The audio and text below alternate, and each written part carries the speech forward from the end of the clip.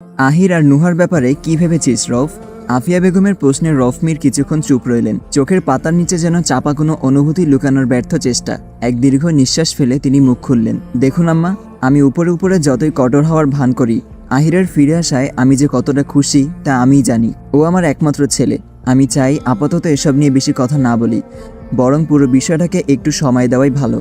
আহির নুহা দুজনেই এখন প্রাপ্তবয়স্ক, বুঝদার। আশা করি ওরা খুব দ্রুত নিজেদের সম্পর্কটা ঠিক করে নেবে। আফিয়া বেগম যেন কথাগুলো ঠিক বিশ্বাস করতে পারলেন না। তার কণ্ঠে জমে থাকা তিক্ততা চুইয়ে পড়ল।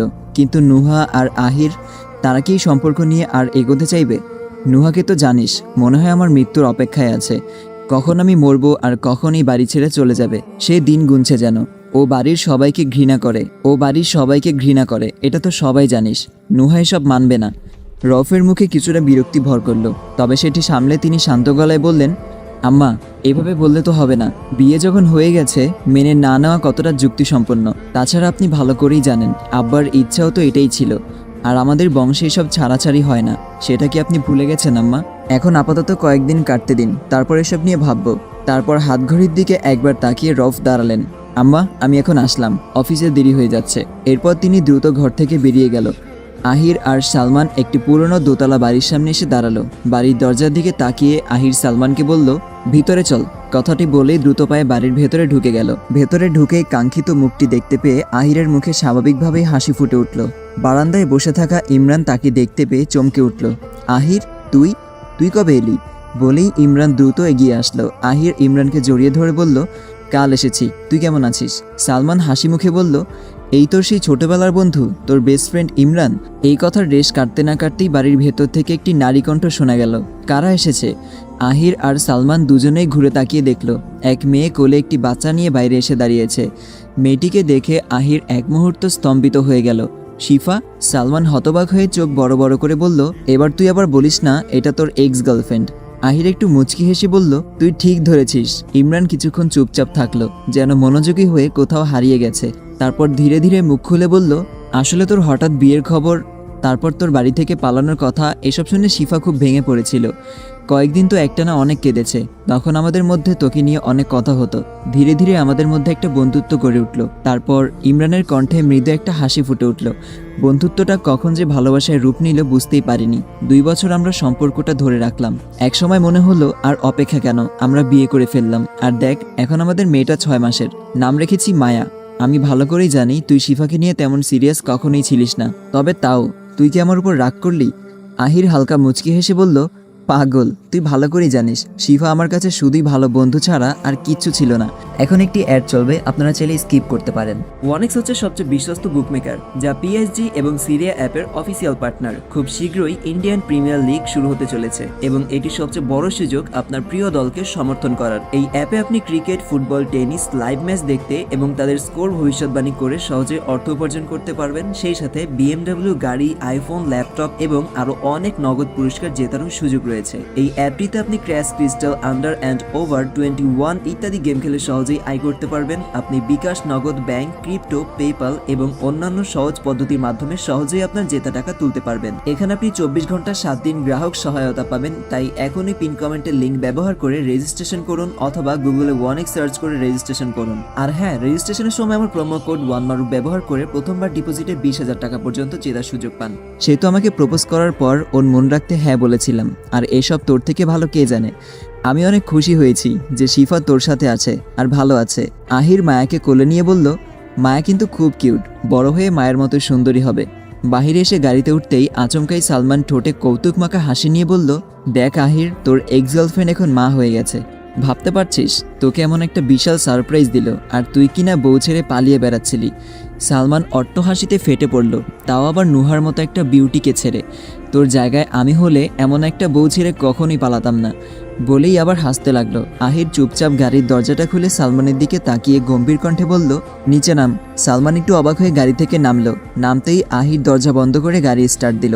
তার চোখে এক ধরনের ঠান্ডা দৃঢ়তা খেলে গেল। তারপর নিচু গলায় বলল, তুই এবার বাকি রাস্তা নাচতে নাচতে, হাঁটতে হাঁটতে, হাসতে হাসতে যেভাবে ইচ্ছা চলে আয়। বলেই গাড়ি নিয়ে বেরিয়ে গেল। রাস্তার ধারে একা দাঁড়িয়ে সালমান ক্রস্ত ভঙ্গিতে এদিক ওদিক তাকাতে লাগলো। মাথার মধ্যে একটাই চিন্তা, কিভাবে এখান থেকে বেরোবে। হাঁটতে হাঁটতে সে নিজে একটানা বিড়বিড় করে বলল, আহিরের বাচ্চা আমাকে এই ঝামেলায় ফেলে কোথায় গেলি তুই? ফোনে ক্যাব বুক করতে পারছি না, রাস্তায় একটা গাড়িও নেই, এখন আমি করবোটা কি? ঠিক সেই মুহূর্তে দূর থেকে একটা গাড়ি আসতে দেখলো সালমান। গাড়িটি কাছে আসতে এসে দ্রুত হাত নেড়ে থামার ইশারা করলো। গাড়িটি থামতেই সালমান জানালার দিকে ঝুঁকে বলল, ভাই একটু লিফট দেবেন, আমি ভীষণ বিপদে পড়েছি। এখানে একটা গাড়ি তো দূরের কথা, সাইকেলও পাচ্ছি না। গাড়ির চালক একটু চিন্তাভাবনার পরে মাথা নাড়ে বলল, ঠিক আছে আসুন। সালমান সিটে বসে স্বস্তির নিঃশ্বাস ফেলল। কিছুক্ষণ পর হঠাৎ করেই তীব্র একটা ব্রেকের শব্দ কানে এলো। সামনে তাকিয়ে দেখলো রাস্তার মাঝখানে একটা মেয়ে পড়ে গেছে। অবাক হয়ে তাড়াতাড়ি দরজা খুলে নামতে নামতে চিৎকার করে বলল, আরে ভাই সাবধানে, কি করলেন আপনি? ম্যাডামকে ফেলে দিলেন? ততক্ষণে মেয়েটি উঠে দাঁড়িয়েছে। গায়ের ধুলো ঝেড়ে চুল ঠিক করতে করতে কড়া চোখে তাকিয়ে বলল, ননসেন্স, গাড়ি চালাতে জানেন না নাকি দিনের বেলা মানুষ মারার পরিকল্পনা করছেন? সালমান বিরক্ত মুখে গাড়ির দরজার পাশে দাঁড়িয়ে বলল, এই যে ম্যাডাম, আপনি কোথাকার মহামারী যে রাস্তার মাঝখান দিয়ে হাঁটছেন? মেয়েটি চোখ বড় বড় করে তাকিয়ে বলল, মহামারী? গাড়ি চালক হাসতে হাসতে বলল, ভাই বোধহয় মহারানী হবে। সালমান ভ্রুকুচকে বলল, হ্যাঁ হ্যাঁ মহারানী। রাস্তার মাঝখান দিয়ে হাঁটছেন কেন? এটা কি আপনার বাবার রাস্তা নাকি? মেয়েটি সঙ্গে সঙ্গে পাল্টা জবাব দিল, এটা আমার বাবার রাস্তা তো নয়, তবে আপনি কোথাকার মহারাজা যে একটা জ্যান্ত মানুষ আপনার চোখেই পড়ে না? ভুল করে সরিও বলবেন না, উল্টো বেয়াদবি করছেন। সালমান একটু মুচকি হেসে বলল, আমি বেয়াদব? আর আপনি তখন থেকে কত আদবের সাথে কথা বলছেন, বাহ! মুখ দিয়ে তো কথার বদলে কাটা বের হচ্ছে, কাটা, ক্যাকটাস কোথাকার। মেয়েটি এক মুহূর্ত চুপ থেকে ব্যাগ তুলে নিতেই বলল, হ্যাঁ আমি না হয় ক্যাকটাস, আর আপনি কোথাকার গোলাপ। জানতো আপনার সঙ্গে কথা বাড়ানোর কোনো ইচ্ছা নেই, অসভ্য লোক। সালমান বিরক্ত হয়ে গাড়ির দিকে হাঁটতে হাঁটতে বলল, হ্যাঁ আমিও কোথায় পাগল হয়ে যাচ্ছি আপনার সঙ্গে কথা বলতে, তার কাটা পাবলিক। এই বলে সালমান দ্রুত গাড়িতে উঠে চালককে সংকেত দিল। গাড়ি চলতে শুরু করলো। নিশি তখনও গাড়িটিকে ঘাড় উঁচু করে তীক্ষ্ণ দৃষ্টিতে দেখছিল। নিশি তার হাতের কনুইয়ের দিকে তাকালো। জায়গাটা বেশ ছুলে গেছে, ব্যথা, একটু জ্বালাপোড়া করছে, রক্তও আসছে মনে হয়। তবে তার রাগ ব্যথার চেয়ে অনেক বেশি। দাঁতে দাঁত চেপে সে বলল, অসভ্য, অশালীন, বিশৃঙ্খল, অভদ্র লোকটা। আর যদি সামনে পাই সেদিন তোকে বোঝাবো, এমন করে বোঝাবো যে জীবনে ভুলতে পারবি না। আহির গেস্ট রুমের ব্যালকনিতে দাঁড়িয়ে নিচের রাস্তার দিকে তাকিয়েছিল। তার চোখ খুঁজছিল সালমানকে আসছে কিনা। হঠাৎ তার দৃষ্টি আকৃষ্ট হলো একটি গাড়ির দিকে, যা ধীরে ধীরে তার দৃষ্টি সীমার মধ্যে প্রবেশ করলো। গাড়ি থামতেই নুহা নামতে শুরু করলো। আহিরের ভ্রু একটু কুঁচকে গেল। নুহার সঙ্গে তো ঈশান থাকার কথা, কিন্তু সে দেখলো নুহার সঙ্গে নামছে একজন অপরিচিত ছেলেও। আহিরের চোখ তার উপর থেকে সরানো সম্ভব হয়নি। নুহা ও সেই অচেনা ছেলেটি একে অপরের সাথে হাসাহাসি করতে করতে বাড়ির ভেতরে ঢুকে গেল। আহির কিছুক্ষণ দাঁড়িয়ে রইল, কিন্তু কিছু দেখার আর ইচ্ছা রইল না। দ্রুত ব্যালকনি থেকে নিচে নেমে এলো। আহিরের সাথে নুহার দোতলার করিডোরে মুখোমুখি দেখা হয়ে গেল। নুহা তার দিকে তাকিয়ে চোখ সরিয়ে নিল। চেহারায় কোনো অস্বাভাবিক ছাপ ছিল না, বরং স্বাভাবিক ভঙ্গিতেই পাশ কাটিয়ে চলে গেল। আহির কিছু সময় তার পেছনে তাকিয়ে ভাবনায় ডুবে যাওয়ার চেষ্টা করছিল, কিন্তু ঠিক তখনই ছেলেটি তার সামনে এসে দাঁড়ালো। এক অদ্ভুত নিঃশব্দতা তাদের মধ্যে ছড়িয়ে গেল। আপনি কি আহির?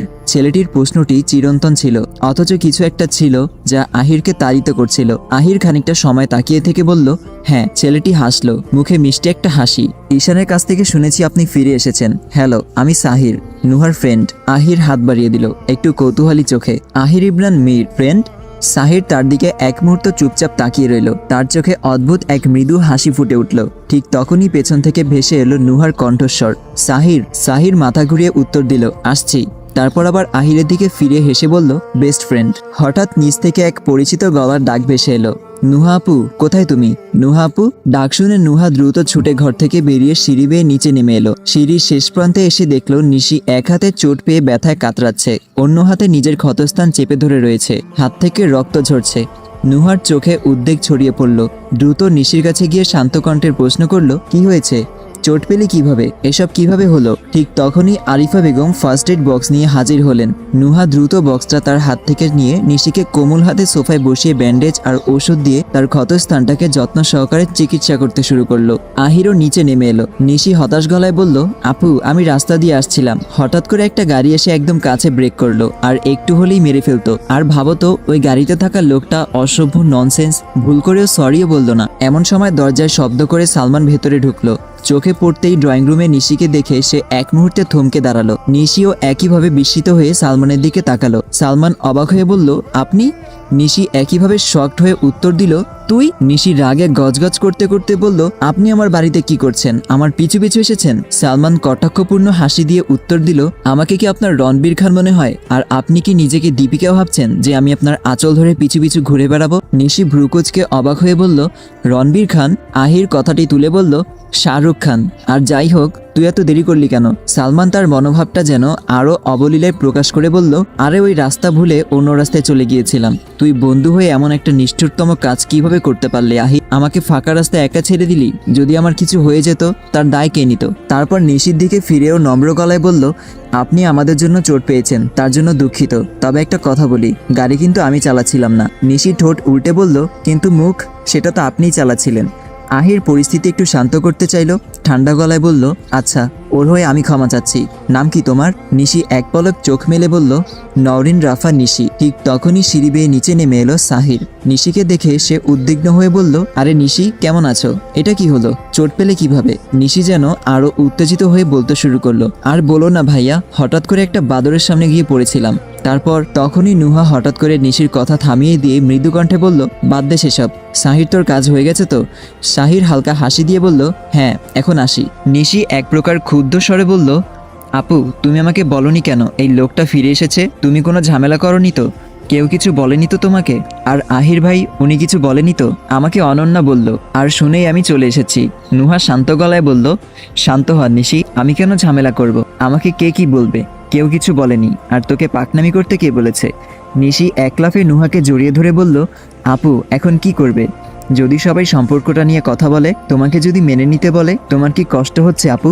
আমি ভালো করেই জানি তোমার ভেতরে ভেতরে কি চলছে। তুমি স্বীকার না করলেও আমি জানি। নুহা মুখে এক চিলতে হাসি এনে বলল, আমার ছোট বুদ্ধিমতী বোন, কত বুঝিস তুই। আপনাকে এত কিছু ভাবতে হবে না। তবে সত্যি বলতে, আব্বু আম্মুর কথা খুব মন পড়ছিল। তুইও ছিলি না? খুব একা লাগছিল। তুই তো ভালো করেই জানিস, এই বাড়িতে অনেক লোক থাকলেও তুই ছাড়া আমার আর কেউ নেই। নিশি তৎক্ষণাৎ নুহার হাত ধরে বলল, আমি অতটাও ছোট নই আপু, আমি কিন্তু এইচএসসি দিয়েছি। বাদ দাও সেসব, এখন তো আমি চলে এসেছি। এবার আর তোমার মন খারাপ থাকবে না। এই বলে নিশি নুহাকে কাতুকুতু দিতে শুরু করলো। নুহা হাসতে হাসতে বলল, নিশি থাম থাম বলছি। তুই কিন্তু শুধু পরীক্ষা দিয়েছিস, এখনো পাশ করিসনি। দাঁড়া, তোকে দেখাচ্ছি। নিশি হাসতে হাসতে বলল, পাশ আমি অবশ্যই করব। দুই বোনের হাসি আর খুনসুটিতে পুরো ঘর যেন প্রাণ ফিরে পেল। কিন্তু তারা টের পেল না, ঘরের বাইরে থেকে একজোড়া চোখ তাদের এইসব কিছু দেখছিল, আর তার কান তাদের সমস্ত কথা শুনল। আহির আফিয়া বেগমের ঘরে ঢুকে দেখল তিনি শান্তভাবে চেয়ারটায় বসে জানালার বাইরে তাকিয়ে আছেন, যেন অদৃশ্য কিছুতে মনোযোগ নিবদ্ধ করেছেন। ঘরের নিস্তব্ধতা আর বাইরের বাতাসের মাঝে একটা গভীর ভাবনায় নিমজ্জিত তিনি। আহির ধীর পায়ে এগিয়ে গিয়ে তার পাশে বসে পড়ল। কিছুক্ষণ চুপচাপ থেকে একদৃষ্টি নিক্ষেপ করে বলল, কি ভাবছো দাদি? আফিয়া বেগম তার দিকে তাকিয়ে একটু মৃদু হাসলেন, তেমন কিছু না। তুই কি কিছু বলতে চাস দাদু ভাই? আহির কিছুক্ষণ নীরব রইল, যেন নিজেকে প্রস্তুত করতে সময় নিচ্ছিল। তারপর ধীরে ধীরে প্রশ্ন করল, দাদি, আমার কিছু জানা ছিল। নুহার আব্বু আম্মু, মানে ছোট চাচুরা এখন কোথায় থাকে? আফিয়া বেগম দীর্ঘশ্বাস ফেলল, চোখে কিছুটা শূন্যতা নিয়ে বললেন, ওনার আর বেঁচে নেই। আহির তার প্রশ্ন শুনে এক মুহূর্তের জন্য স্থির হয়ে গেল, যেন কিছু বুঝে উঠতে পারছে না। তারপর অস্থিরভাবে আবার প্রশ্ন করল, বেঁচে নেই মানে? আফিয়া বেগম কিছুটা থামলো, মনে হয় যেন অনেক কিছু বলতে চাচ্ছেন, কিন্তু কিছু বলা হয় না। তারপর এক দীর্ঘ দৃষ্টি দিয়ে বললেন, সে লম্বা কাহিনী, ছাড়ো সেসব। আহির এবার কিছুটা গম্ভীর হয়ে প্রশ্ন করলো, আর নুহা, যা মনে হলো ওনার সাথেই বাড়ির কারোর সম্পর্ক তেমন ভালো না। কারণটা কি দাদি? আফিয়া বেগম গভীর শ্বাস ফেলে চুপ করে রইলেন। কিছুক্ষণ পর যেন তার ভাবনার ভেতর থেকে কিছু বের করে আনতে চাচ্ছিলেন, বললেন, তোর প্রশ্নের উত্তর দেওয়ার আগে একটা কথা বলি দাদু ভাই। যদিও তোর আব্বা আমাকে এসব নিয়ে কথা বলতে মানা করেছে, তবুও আমি জিজ্ঞেস করছি, নুহার ব্যাপারে তুই কি ভাবিস? আহির দাদির প্রশ্নে কিছুটা থেমে গেল। কয়েক মুহূর্ত চুপ থেকে এক গভীর দৃষ্টিতে দাদির চোখের দিকে তাকিয়ে বলল, নুহার ব্যাপারে কি ভাববো দাদি?